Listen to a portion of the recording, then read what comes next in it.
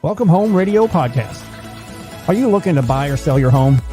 Our team is here with answers to guide you through the buying and selling process. We encourage you to ask questions.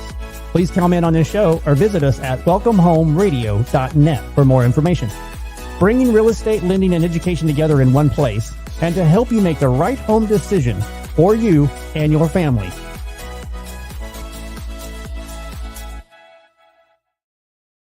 And welcome to Welcome Home Radio. It is August 14th.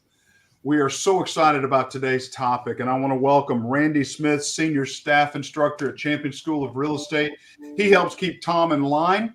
Randy, welcome so much. We're going to be talking today about the NAR Agreement. So many people out there have this topic on their edge. They're concerned about their commissions. They're concerned about the direction of the industry. We're going to try to calm the waves, calm the fires, answer some questions that we have, plus probably some stimulating conversation that we don't know all the questions to ask. So I want to get started right in. Randy, welcome, and tell us a little bit about your history real quick over at Champions before we get started. Sure. Great. Thanks for the opportunity to be here. I've been looking forward to this. I've been with Champions for 21 years.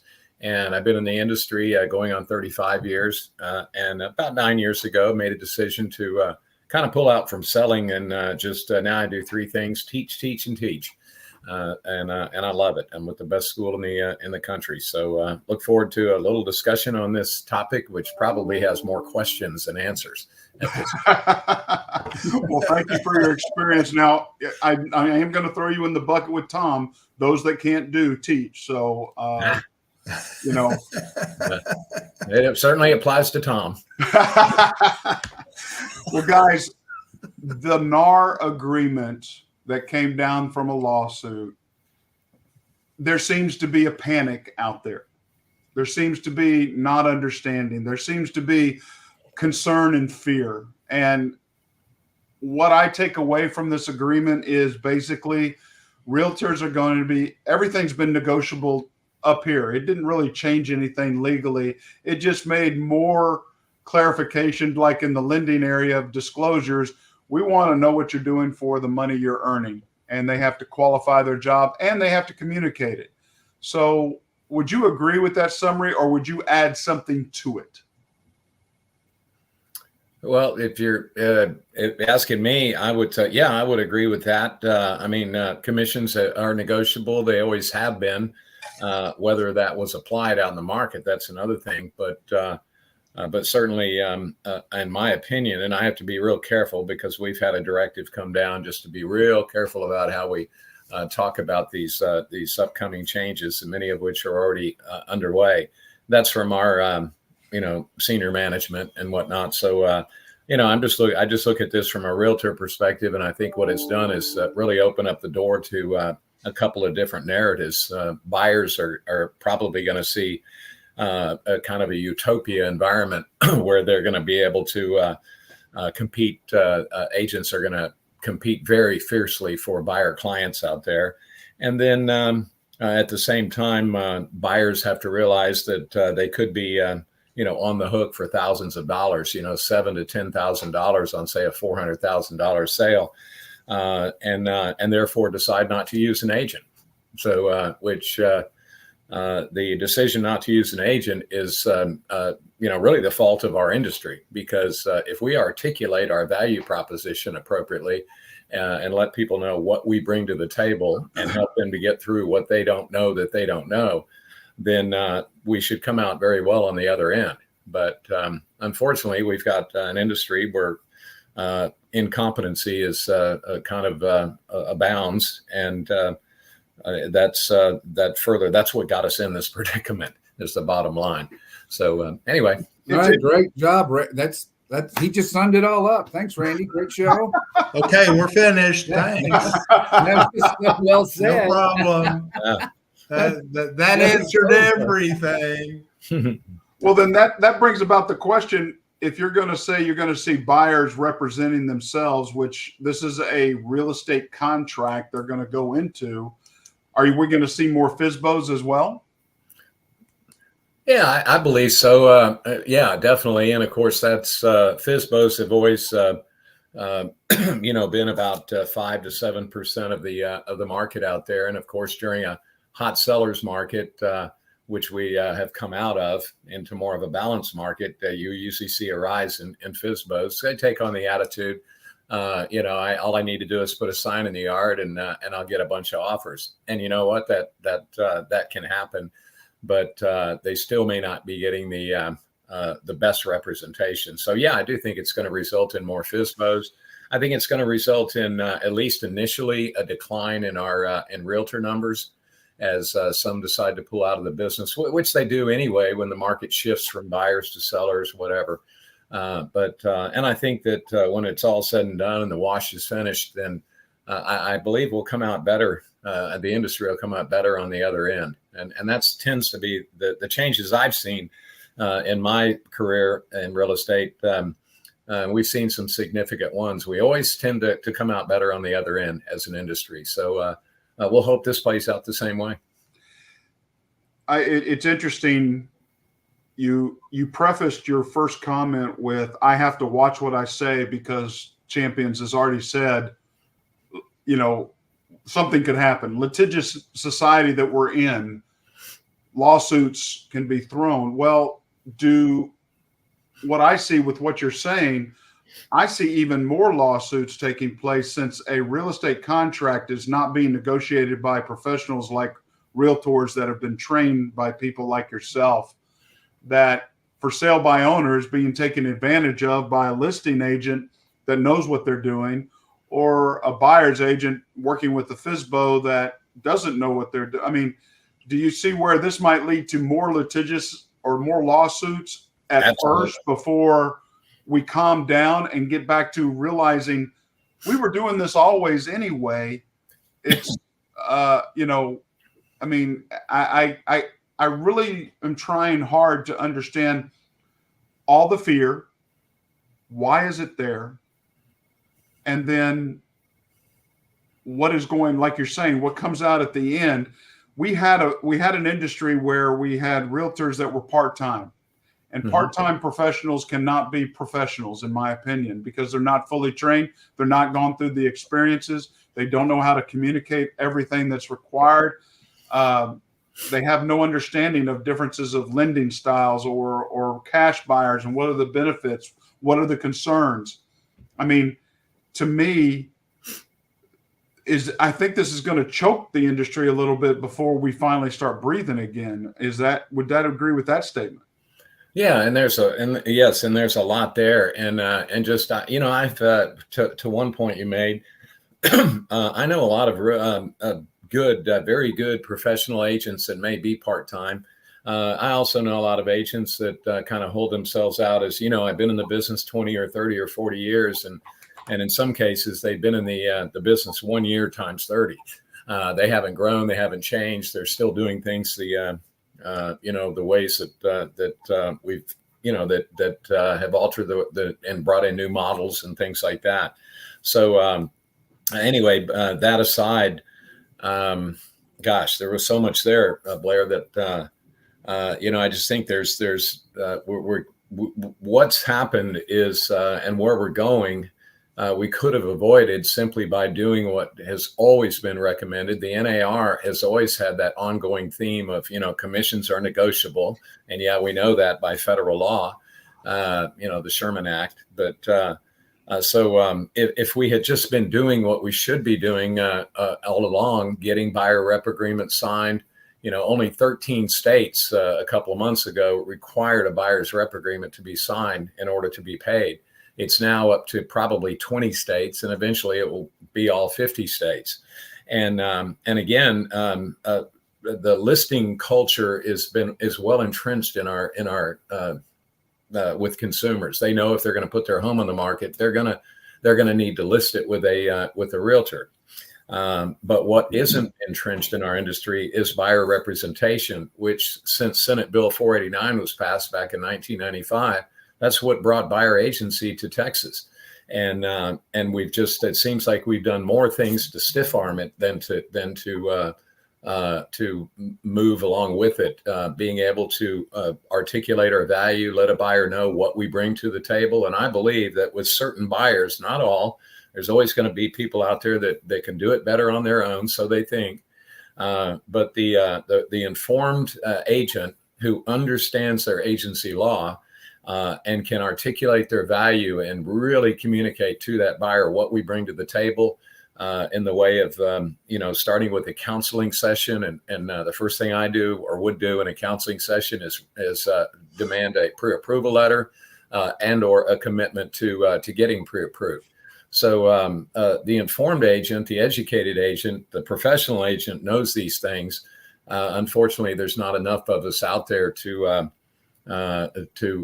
overcome what has eventuated with agents not being committed to getting a rep agreement signed and not being able to articulate their value. That's why the NAR and through champions and other education providers has opened the door for a free designation course called Accredited Buyer Representation. Accredited buyer representative. But anyway, I'm one of the 4 instructors that's been teaching those free courses, and I think it's going to take things like that to change, to take this new model and to see over a period of time to see it more widely accepted.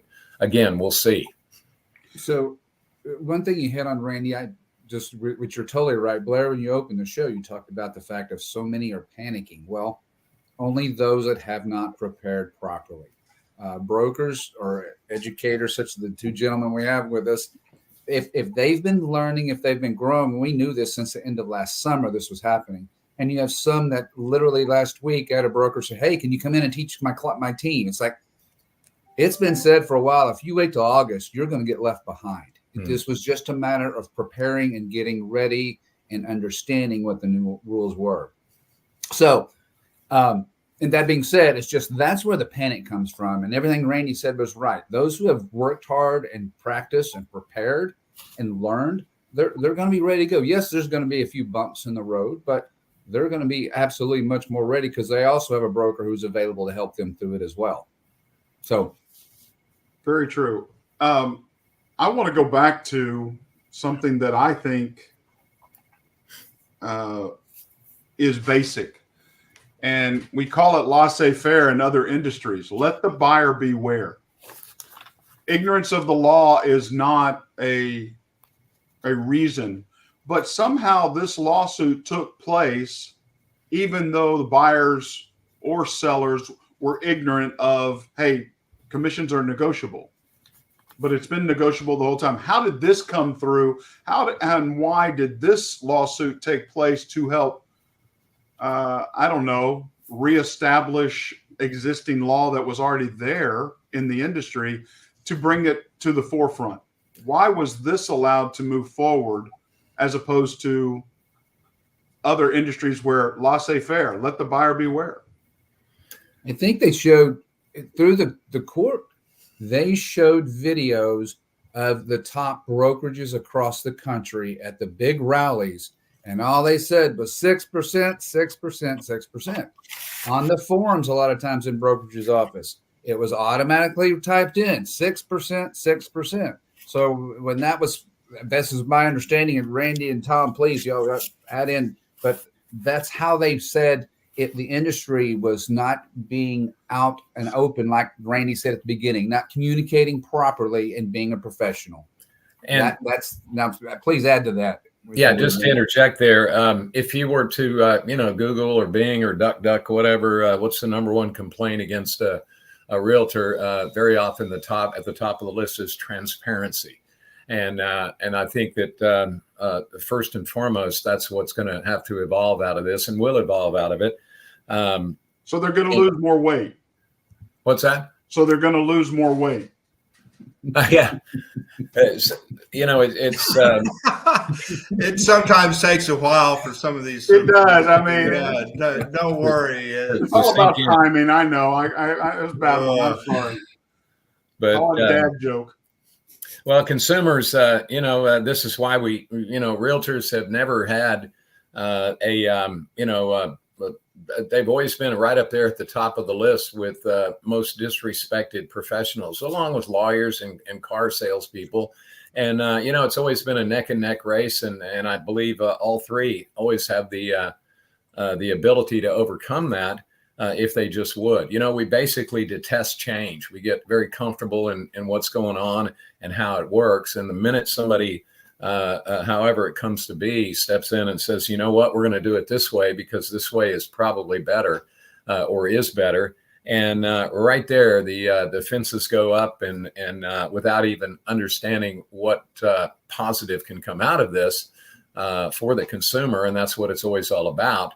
Then there's a lot of closed ears and eyes to what's happening. People don't want to understand it, therefore they don't. And more often than not, and if you don't understand it, as Einstein said, if you can't explain it, you don't understand it. So that's what we need to do first, is make sure that that everyone understands what's going on in our industry, and then being able to communicate that to buyers and sellers, as well as education, whether they're the brokers group, an education on how they're going to communicate it from their own descriptions, their own design, their own contracts. I've gotten to sit into a lot of realtor meetings about this, and it just seems like they're making things difficult. So which side is going to be harder from y'all's perspective, the listing or the buying side on this? The buying side, I think, if you're repping a buyer, because for decades, a selling agent who's representing a buyer is saying, hey, I'm going to help you go find your dream home. And guess what? I'm free. The seller pays my commissions. That was my sales pitch. And then you get in the car with me, Blair, and we go look at houses. That was my pitch. You don't have to pay for me. I'm going to pick the houses out that fit your description, and here we go. Is that fair, Randy? Thom? Yeah, absolutely. And of course, for the fallout for the seller, may be that the buyer can still have their agent, if the buyer is their client, to write into a contract that the whole thing's contingent upon you, the seller, paying my broker, 3% or 2.5% or whatever. But Blair made a point earlier that this is probably going to open up the door for some additional lawsuits. And just ironically, over the weekend, I taught an SAE class over the weekend, and I got an email from one of my Facebook friends and fellow industry people, and he was describing what he had just encountered, where he had a buyer, a couple. The wife is an attorney. And the guy refused to, the agent told the buyer, you're going to have to sign a buyer rep agreement. You can sign it for one day for one property.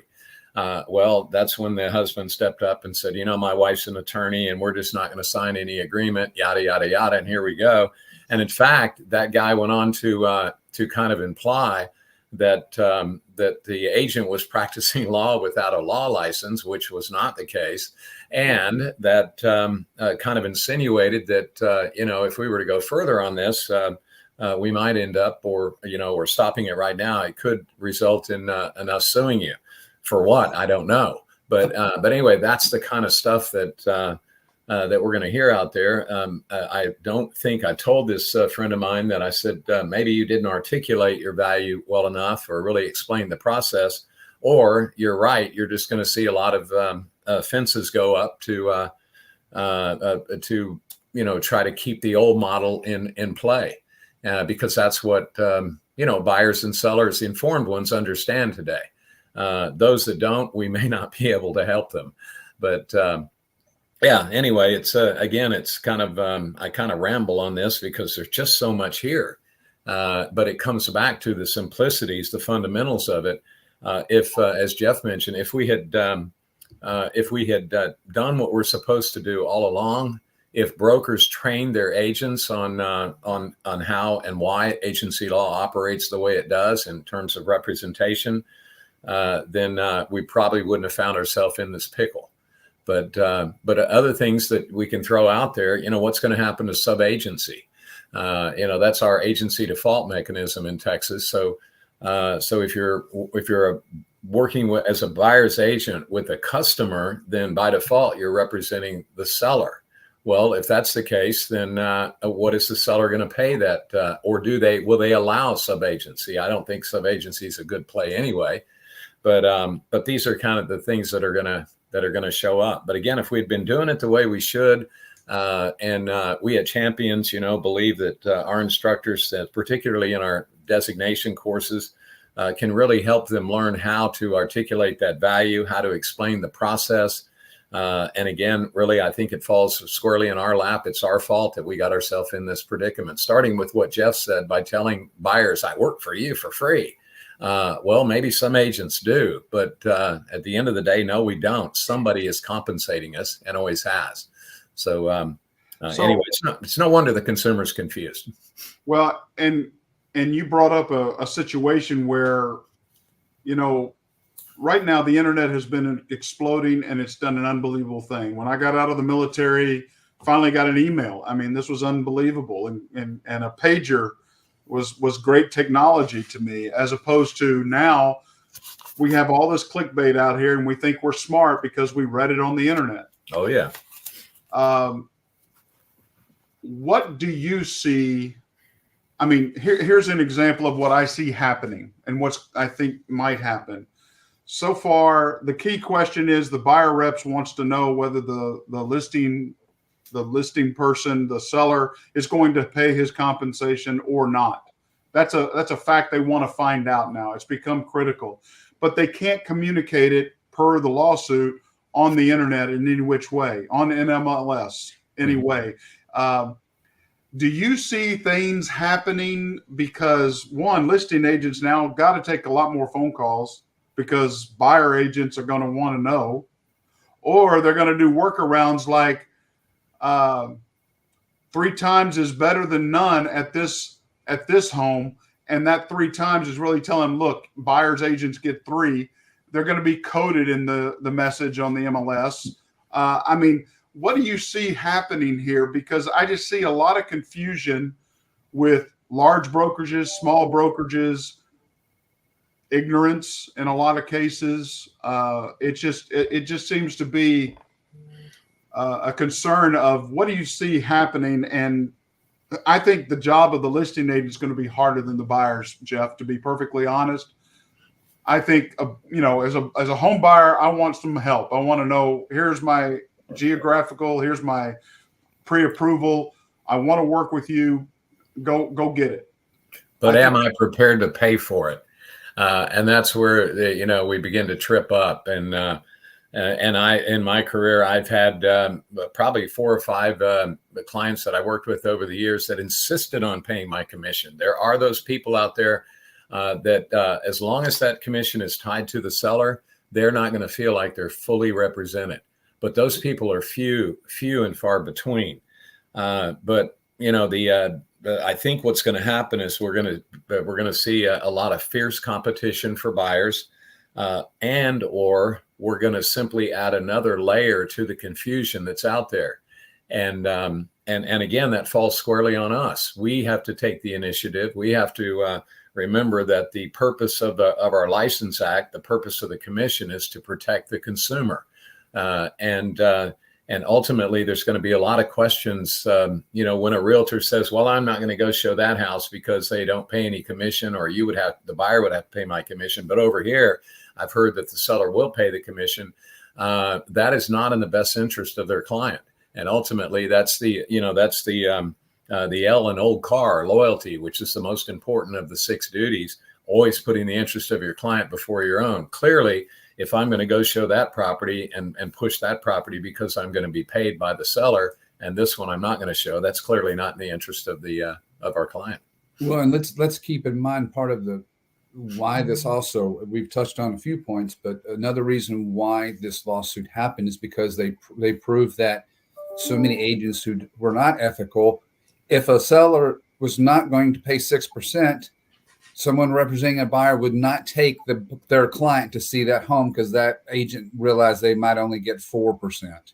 That was a huge part of this lawsuit because they proved that people were not showing and doing their due diligence no matter what the commissions were. Yeah. I agree completely.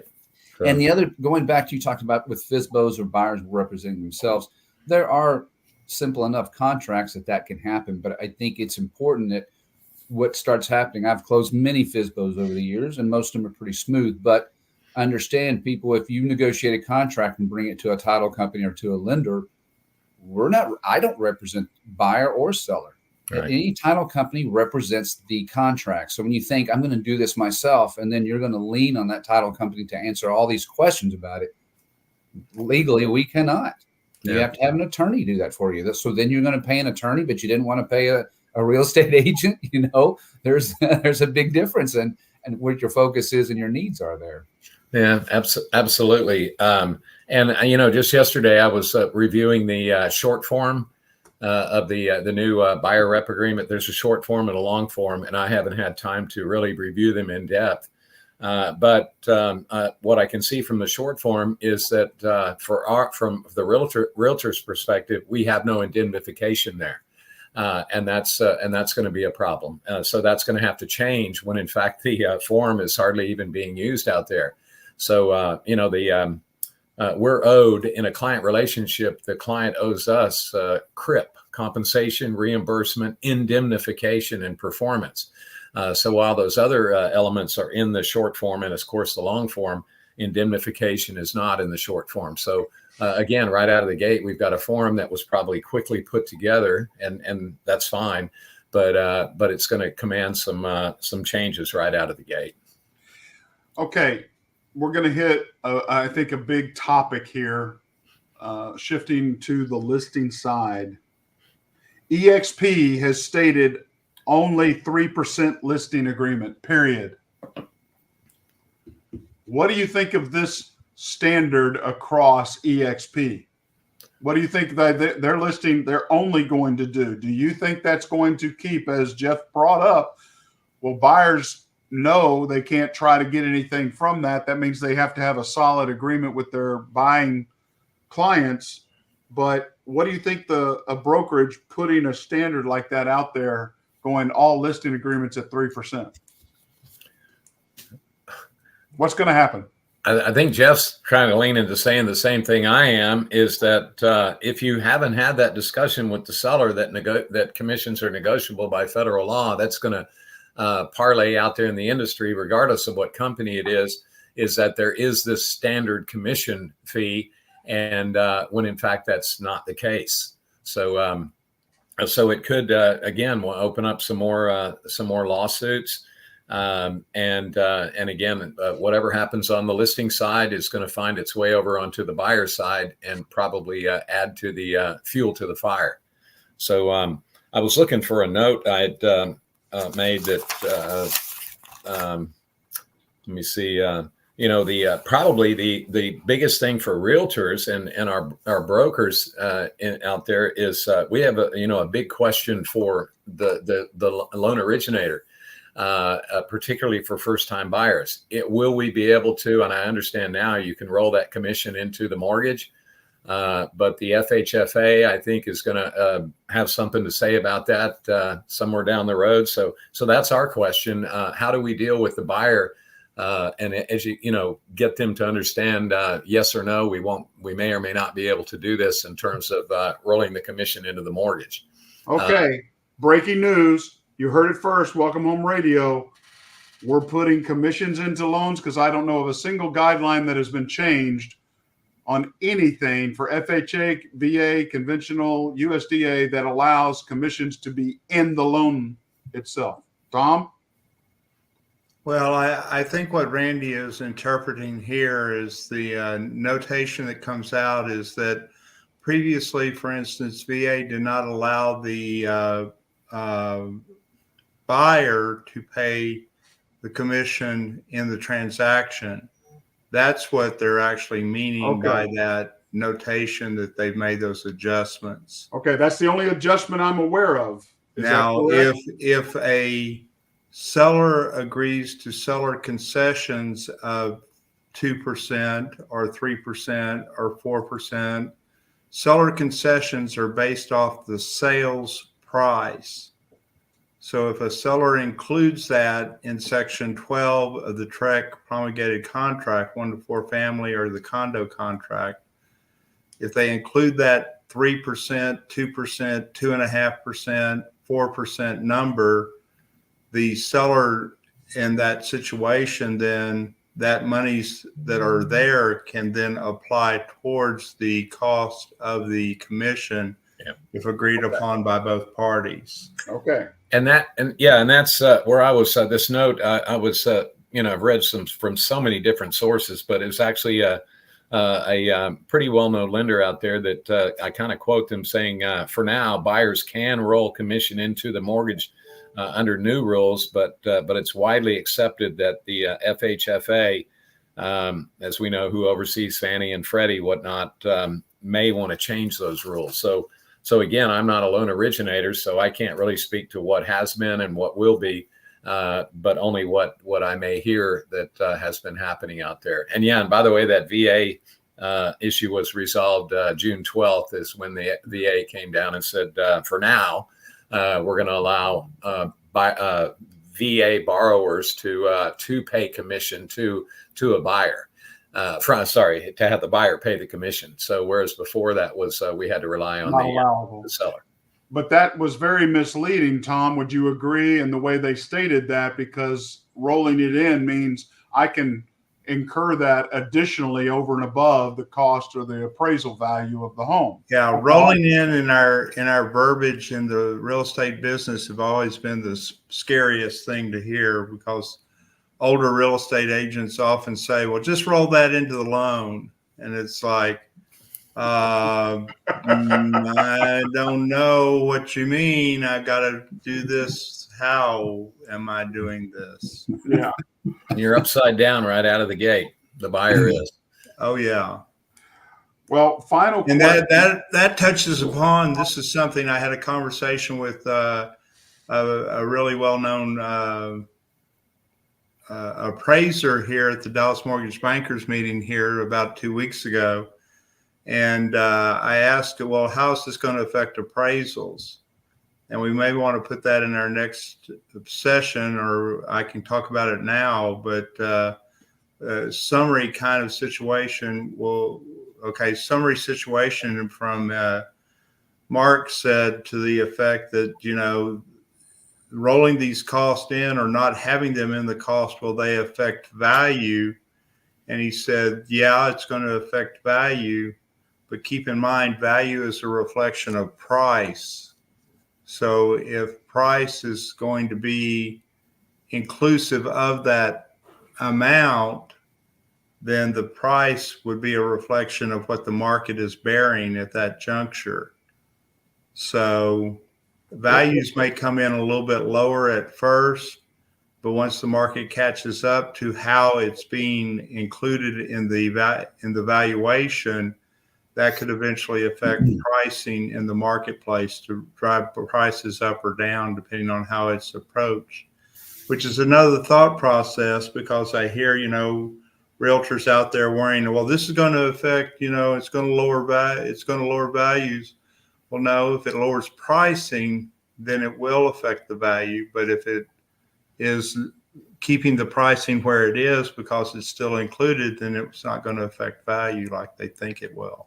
Would you think it's a fair analogy that what we're talking about here would be likened to rolling personal property into the loan, which I know is not. It's that seller concession thing. Exactly. It fits in that category that if we're going to roll furniture into a deal, the appraiser has to take into consideration what is the value of that furniture that was rolled into the deal. And that's non-realty items, so they end up taking it out of the transaction. So yeah, it's going to be looked at, I think, in a similar fashion. Yeah. Thom, I was curious. I have a question, or Randy. We're seeing as the inventory is increasing, there are houses listed that are sitting there 30, 45 days, and they're up to 60 and not changing their price at all. Is that also because of what we've already seen in the last 5-10 years or less, 5 years, where people were paying 25, 50 grand over asking price when they were battling for that contract acceptance? Because they want to get every penny of that back, or is that not quite the case? Yeah, Nat, I'm sorry, but I'm really what's the question there? Well, the question is, when you talked about rolling in commissions or rolling in all these fees, I think we're already seeing some current sellers who are on the market who paid way over the asking price, who are expecting to get that same dollar back, and it's not coming into them with that offer just because I said, I want that house so much for my family, I'm willing to pay $50,000 more for it. Yeah, and that's something that a buyer at that time, but doesn't want to hear, doesn't want to contemplate. They just want to go down that path of thinking appreciation will continue, so I won't have to worry about that until they do. And right. And so we'll see what happens if we enter into a buyer's market, and we for the realtor. I warn them all the time, if you helped a buyer purchase a home 3 years ago or even further back, and they paid 10, 12, 15, whatever % over list price, when you get that phone call later, meaning now, hey, we paid this for it, but now you're telling us we can only sell it for this. Again, that's going to create some of that spite in the industry, and of course, blame the realtor for something we have no control over, which is the market. So, if that makes sense. And that good point, again, it comes back to the appraisal side of the deal. If, the market is what's dictating how much you get for a house, and the value of the realtor should be going up, but the values of the property are going down because of supply and demand. I go to an example. My daughter just bought a house in Austin, and the values there, she got it 5% below market listing price, and they included all the furniture in the house. Not all, but a good stroke of furniture in that house when they sold it. So we're seeing that softening in the marketplace. That always takes a while for sellers to get used to. That's something that's a big deal, because they think that something that happened 3 years ago, well, it's still happening now. Yeah. That's just, again, the educational process with regards to these values that we're seeing used out there by sellers. Well, I paid too much for it, and it's hard for them to confess to I paid too much for a house. And again, Tom, that comes back to, I think, our agency law, where we have an obligation. It would fall under reasonable care that when we're working with a buyer or a seller, the first thing we do is define reality. What is the market doing? And is it in your favor or is it not? And so in a situation like that, we find ourselves in a position where we didn't provide an exit strategy. So reasonable care we would say to that buyer, you realize what the market's doing. You realize that this is a seller's market. You realize that you're going to be paying over list price, and you may never see that come back to you. And they may or may not want to hear that, or they hear it, but they don't. They hear it, but they don't listen to it. And that's what it's going to create, more and more of these scenarios that may come back to bite us, where. So I think I made that clear. And the first time buyers, I think, are the ones that are going to probably be harmed the most. And they're the ones we need most in our industry, because, that's what keeps the cycle going, if you will, and trading up and whatnot. So, but that's who I think is going to get hit the hardest. I think your initial statement, where this raises more questions than we're going to be able to answer, is coming true.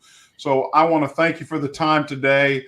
We're going to kick it off because we're going to come back next time and talk a little bit more about appraisals, flat fees, and then, of course, the outcome that you just shared, who's going to be affected, who's not, and how can we best prepare for this for our industry. So thank you again for your time today, Randy, Thom, Jeff. Appreciate y'all. God bless, and I hope you have a great rest of your week. Thank you, Blair. Thanks, Thom. Thanks, Jeff. Enjoy it. See you soon. See you soon. Welcome Home Radio production provided by Lunatic Digital. Check the listing of this podcast for the links to our sponsors. And don't forget to like, share, and follow us on social media. Visit welcomehomeradio.net for more information.